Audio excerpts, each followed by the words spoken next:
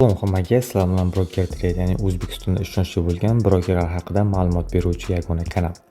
Bizda bugungi gaplashadigan brokerimiz bu XM broker, juda ham qulay broker. $500 gacha bonus beradi, demo musobaqalar mavjud va siz demo musobaqalardan $2000 gacha pullarni yutib olishingiz mumkin.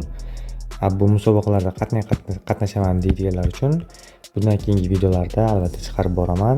Oldingi videolarda ham chiqarilgan, ko'rishingiz mumkin. Hozirgi videomiz esa albatta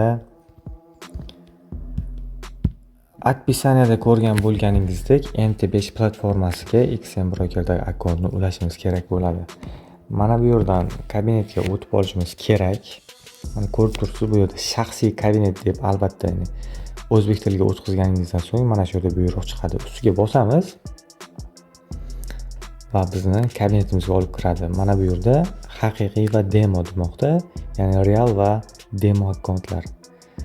Mana bu raqamli akkaunt, real akkauntlar mavjud va bular mana bu investor shot, islomiy shot va mana bu yerda 3 nuqta byuroni bossangiz sizga akkaunt haqidagi barcha ma'lumotlarni chiqarib beradi. Hisob ma'lumotlariga kiramiz va mana bu yerda ko'rib turibsiz.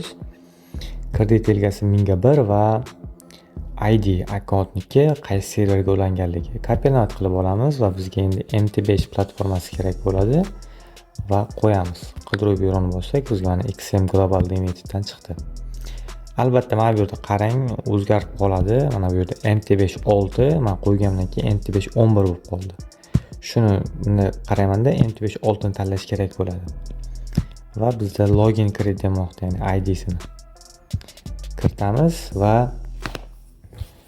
bizdan so'raydi, ya'ni o'sha parol qo'ygansan, akkaunt ochguncha parol qo'yiladi.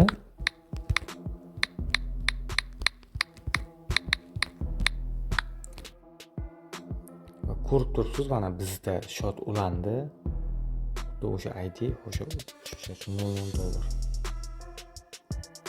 Mana shunday qilib ulanadi. Hech qanday qiyin joyi yo'q albatta. Agar sizda XM akkaunt bo'lmasa, albatta bizni Telegram kanalidagi full darslar joylangan kanaldan olishingiz mumkin. Kanallarni qanday topaman deydiganlar uchun bizda Broker Trade degan Telegram gruppa mavjud, ochiq chat gruppa.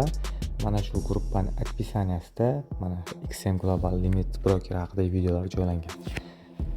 Videoning shundan iborat. Video yoqqan bo'lsa, bitta like va kommentariyada o'z izohlaringizni yozib qoldirishingizni so'rab qolaman.